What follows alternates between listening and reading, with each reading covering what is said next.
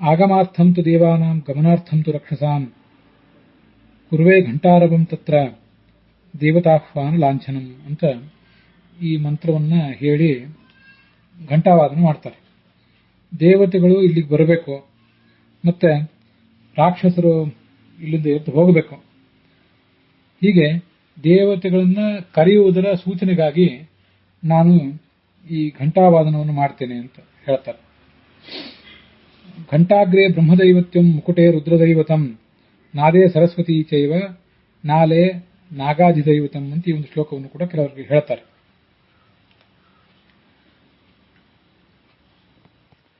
ಘಂಟೆಯ ತುದಿಯಲ್ಲಿ ಚತುರ್ಮುಖ ಬ್ರಹ್ಮ ಇರ್ತಾನೆ, ಮುಕುಟದಲ್ಲಿ ರುದ್ರ ಇರ್ತಾನೆ ಅಂತ ಕೆಲವು ಕಡೆ ಇದೆ, ಇನ್ನು ಕೆಲವು ಕಡೆ ಗರುಡ ಇರ್ತಾನೆ ಅಂತ ವರ್ಣನೆ ಮಾಡಿದ್ದಾರೆ.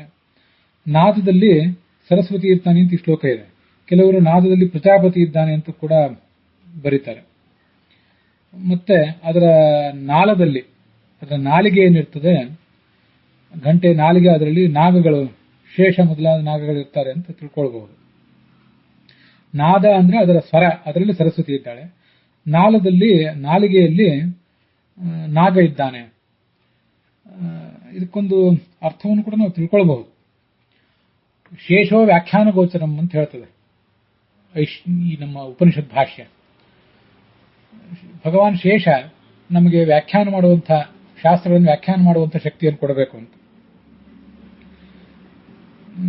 ಆದ್ರಿಂದ ಆ ನಾಳದಲ್ಲಿ, ಗಂಟೆಯ ನಾಳದಲ್ಲಿ ಈ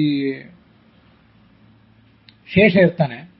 ಅವನು ನಮಗೆ ಘಂಟೆಯ ಮೂಲಕ ಭಗವಂತನನ್ನ ವ್ಯಾಖ್ಯಾನಿಸುವ, ಅವನ ಗುಣಗಳನ್ನು ವರ್ಣನೆ ಮಾಡುವಂತಹ ಒಂದು ಶಕ್ತಿಯನ್ನು ಕೊಡಬೇಕು ಅಂತ ಅದರ ಅಭಿಪ್ರಾಯ ನಾವು ತಿಳ್ಕೊಳ್ಬಹುದು. ಕೆಲವು ಕಡೆ ಆ ಜಿಹ್ವ, ನಾಳ ಅನ್ನೋದ್ರ ಬದಲಾಗಿ ಜಿಹ್ವಾ ಅಂತಿದೆ. ಆ ಜಿಹ್ವೆಯಲ್ಲಿ ವಾಯು ಇರ್ತಾನೆ ಅಂತ. ಸರ್ವ ವಾದ್ಯಮಯೀ ಘಂಟಾ ದೇವದೇವಸ್ಯ ವಲ್ಲಭ ತಸ್ಮಾತ್ ಸರ್ವ ಪ್ರಯತ್ನೇನ ಘಂಟಾ ಮಾವಾದಯೇ ತುದೀಹಿ. ಭಗವಂತನಿಗೆ ಅತ್ಯಂತ ಪ್ರೀತಿ ಪಾತ್ರವಾದ್ದು, ಎಲ್ಲ ವಾದ್ಯಗಳ ಸ್ವರಗಳನ್ನು ಒಳಗೊಂಡಂಥದ್ದು. ಆದ್ರಿಂದ ಸರ್ವ ಪ್ರಯತ್ನೇನ ಘಂಟಾ ಮಾವಾದಯೇತ್, ಎಲ್ಲಾ ಪ್ರಯತ್ನ ಪಟ್ಟು ಘಂಟೆಯನ್ನ ನಾವು ಅಲ್ಲಿ ನುಡಿಸಬೇಕು ಅಂತ ಅದರ ತಾತ್ಪರ್ಯ. ಇನ್ನು ಕೆಲವು ಕಡೆ ಅಜ್ಞಾನ ಜ್ಞಾನತೋವಾಪಿ ಕಾಂಸ್ಯ ಘಂಟಾಂ ನವಾದಯೇತ್ ರಾಕ್ಷಸಾನಾಂ ಪಿಶಾಚಾನಾಂ ತದ್ದೇಶೆ ವಸತಿರ್ಭವೇತ್. ತಿಳಿದೋ ತಿಳಿಯದೋ ಕಂಚಿನ ಗಂಟೆಯನ್ನ ಬಾರಿಸಬಾರದು. ಬಾರಿಸಿಬಿಟ್ರೆ ರಾಕ್ಷಸರು ಪಿಶಾಚರು ಆ ಪ್ರದೇಶದಲ್ಲಿ ಬಂದು ವಾಸ ಮಾಡಿಬಿಡ್ತಾರೆ ಅಂತ ಅರ್ಥ ಕಾಣಿಸ್ತದೆ ಅದಕ್ಕೆ. ವಾಸ್ತವಿಕವಾಗಿ ಹಾಗರ್ಥ ಅಲ್ಲ. ತಿಳಿದೋ ತಿಳಿಯದೆಯೋ ಕಂಚಿನ ಗಂಟೆಯನ್ನು ಬಾರಿಸದಿದ್ದರೆ ನವಾದಯೇತ್ ಚೇತ್ ಅಂತ ಅನುವಾದ, ಅಲ್ಲೊಂದು ಅಧ್ಯಾಹೃತ ಮಾಡಿಕೊಂಡು ಆ ಗಂಟೆಯನ್ನು ಬಾರಿಸದೆ ಹೋದ್ರೆ ಆ ಸ್ಥಳದಲ್ಲಿ ರಾಕ್ಷಸರು ಮತ್ತು ಪಿಶಾಚಿಗಳು ವಾಸಿಸ್ತವೆ ಅಂತ ಅಲ್ಲಿ ಇದನ್ನ ಇನ್ನೊಂದು ಶ್ಲೋಕವನ್ನು ಕೂಡ ಹೀಗೆ ಹೇಳೋದು ಪದ್ಧತಿ ಇದೆ. 2-3 ಶ್ಲೋಕಗಳನ್ನ ಹೀಗೆ ಹೇಳ್ತಾರೆ. ಅಂತೂ ಯಾವ ಶ್ಲೋಕವು ಆಗಮಾರ್ಥಂ ತು ದೇವಾನಾಂ ಅನ್ನೋ ಒಂದು ಶ್ಲೋಕವನ್ನು ಬಿಟ್ರೆ ಉಳಿದಷ್ಟು ಯಾವ ಶ್ಲೋಕವೂ ಕೂಡ ಹಾಗೆ ಕಡ್ಡಾಯ ಏನಲ್ಲ. ಅದೊಂದು ಶ್ಲೋಕವನ್ನು ಮಾತ್ರ ಹೇಳುವುದು ಈ ಕಡ್ಡಾಯವಾಗಿ ನಮಗೆ ಕಂಡು ಬರ್ತದೆ. ಮತ್ತೆ ಈ ಘಂಟಾವಾದನವು ಕೂಡ ಮನುಷ್ಯಗಂಧ ನಿಬರ್ಹಣಕ್ಕಿಂತ ಮುಂಚೆ ಕೆಲವು ಕಡೆ ಕಂಡು ಬರ್ತದೆ. ಮನುಷ್ಯಗಂಧ ನಿಬರ್ಹಣ ಅದನ್ನು ಪರಿಹಾರ ಮಾಡಿಕೊಂಡ ಮೇಲೆ ಮತ್ತು ಅದಾದ್ಮೇಲೆ ಮತ್ತೆ ಕೆಲವು ಕಡೆ ಈ ಘಂಟಾವಾದನ ಅಂತ ಕಂಡು ಬರ್ತದೆ. ಅದರಲ್ಲೇನು ನಿರ್ದಿಷ್ಟವಾದಂತಹ ಕ್ರಮ ಏನೂ ಇದ್ದಂತೆ ಕಾಣಿಸೋದಿಲ್ಲ. ಕೆಲವರು ಕಂಚಿನ ಗಂಟೆಯನ್ನು ಬಾರಿಸಲೇಬಾರದು, ಅದರಲ್ಲಿ ಬೆಳ್ಳಿ ಗಂಟೆಯನ್ನು ಮಾತ್ರ ಬಾರಿಸಬೇಕು ಅನ್ನುವಂತಹ ಪದ್ಧತಿಯನ್ನು ಕೂಡ ಕೆಲವರು ಹೇಳ್ತಾರೆ.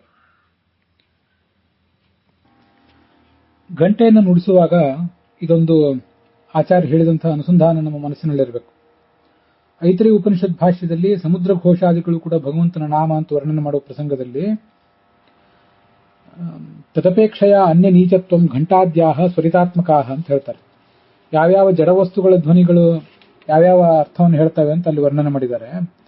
ಆ ಪ್ರಸಂಗದಲ್ಲಿ ಈ ಘಂಟೆ ಮೊದಲಾದದ್ದು ಸ್ವರಿತ ಅನ್ನುವ ಸ್ವರಕ್ಕೆ ವ್ಯಂಜಕ ಆಗ್ತವೆ. ಉದಾತ್ತ, ಅನುದಾತ್ತ, ಸ್ವರಿತ ಮೊದಲಾದ ಸ್ವರಗಳಿವೆ. ಅವುಗಳಲ್ಲಿ ಸ್ವರಿತವನ್ನು ಹೇಳ್ತದೆ ಈ ಘಂಟೆ ಅಂತ ಅನ್ನೋದು, ಸ್ವರಿತವನ್ನು ವ್ಯಕ್ತ ಮಾಡ್ತದೆ. ಆದ್ರಿಂದ ಈ ಜಗತ್ತಿನಲ್ಲಿ ವಿಷ್ಣುವಿಗಿಂತ ಲಕ್ಷ್ಮೀ, ಚತುರ್ಮುಖ ಬ್ರಹ್ಮ ಮೊದಲಾದವರು ಪೂಜಕನಾದ ನಾನೂ ಕೂಡ ಅತ್ಯಂತ ಕಡಿಮೆಯವರು ಅನ್ನುವ ಅನುಸಂಧಾನವನ್ನು ಗಂಟೆ ನಮಗೆ ತಿಳಿಸಿಕೊಡ್ತದೆ. ಸಾಧ್ಯ ಆದರೆ ಈ ಶ್ಲೋಕವನ್ನು ಕೂಡ ಹೇಳಬಹುದು.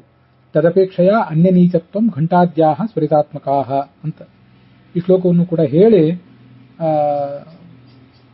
ಗಂಟೆಯನ್ನು ನುಡಿಸಬಹುದು. ಗಂಟೆಯನ್ನು ಸಾಧ್ಯವಾದಷ್ಟು ನಿಧಾನವಾಗಿ ಬಾರಿಸಬೇಕು. ಅದು ಓಂಕಾರವನ್ನು ಹೊರಹೊಮ್ಮಿಸ್ತದೆ. ಆ ಥರ ಓಂಕಾರವನ್ನು ಕೇಳುವಂತಹ ಒಂದು ಪ್ರಯತ್ನವನ್ನು ಮಾಡಬೇಕು. ಭಗವಂತನೇ ಗುಣಪೂರ್ಣ, ಅವನನ್ನು ಬಿಟ್ಟು ಯಾವುದೂ ಕೂಡ ಗುಣಪೂರ್ಣವಲ್ಲ. ದೇಶತಃ ಕಾಲತಃ ಗುಣತಃ ವ್ಯಾಪ್ತನಾದವನು ಅವನೇ ಅನ್ನುವುದನ್ನ ಗಂಟೆ ಹೇಳ್ತದೆ. ಹೀಗೆ ಓಂಕಾರವನ್ನು ಆ ಗಂಟೆಯ ನಾದದಲ್ಲಿ ಕೇಳುವ ಪ್ರಯತ್ನ ಮಾಡಬೇಕು. ಮನೆಯಲ್ಲಿ ನುಡಿಸುವಂತಹ ಸಣ್ಣ ಸಣ್ಣ ಗಂಟೆಗಳಲ್ಲಿ ಅಷ್ಟು ಸ್ಪಷ್ಟವಾಗಿ ಅದು ಕೇಳದೇ ಇರಬಹುದು. ದೇವಾಲಯದ ದೊಡ್ಡ ದೊಡ್ಡ ಗಂಟೆಗಳಲ್ಲಿ ಒಂದು ಬಾರಿ ಅದನ್ನು ನುಡಿಸಿ ಸ್ವಲ್ಪ ಹೊತ್ತು ಬಿಟ್ರೆ ಅದು ಆ ಶಬ್ದ ಹುಟ್ಟಿ ಅದರ ಅಲೆಗಳು ಕ್ಷೀಣ ಆಗುವವರೆಗೂ ಹಾಗೊಂದು ಓಂ ಅನ್ನುವಂಥ ಧ್ವನಿ ಕೇಳಿಸ್ತದೆ. ಅದನ್ನು ಕೇಳಿ ಭಗವಂತನ ಗುಣವನ್ನು ಅನುಸಂಧಾನಿಸುವ ಪ್ರಯತ್ನ ಮಾಡಬೇಕು.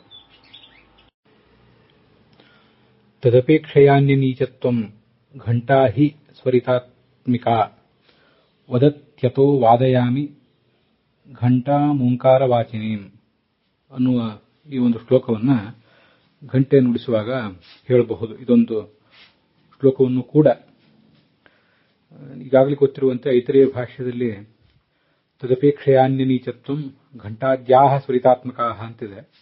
ಘಂಟಾದ್ಯಾಹ ಇದ್ದದನ್ನ ಘಂಟಾಹಿ ಸ್ವರಿತಾತ್ಮಿಕ ಅಂತ ಮಾಡ್ಕೊಂಡಿದ್ದೇನೆ. ಉತ್ತರಾರ್ಧವನ್ನ ನಾನೇ ಹೊಸದಿದ್ದೇನೆ.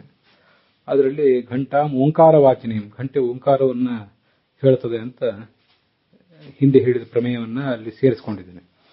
ಅದರಿಂದ ಆಗಮಾರ್ಥಂತು ದೇವಾನಾಂ ಇತ್ಯಾದಿ ಶ್ಲೋಕಗಳ ಜೊತೆಗೆ ಇದು ಒಂದು ಶ್ಲೋಕವನ್ನ ಆಚಾರ್ಯರು ಸೂಚಿಸಿದಂತಹ ಎಲ್ಲ ಪ್ರಮೇಯಗಳನ್ನು ಒಳಗೊಂಡಂತಹ ಶ್ಲೋಕವನ್ನ ಗಂಟೆ ನುಡಿಸುವ ಕಾಲದಲ್ಲಿ ಹೇಳಬಹುದು.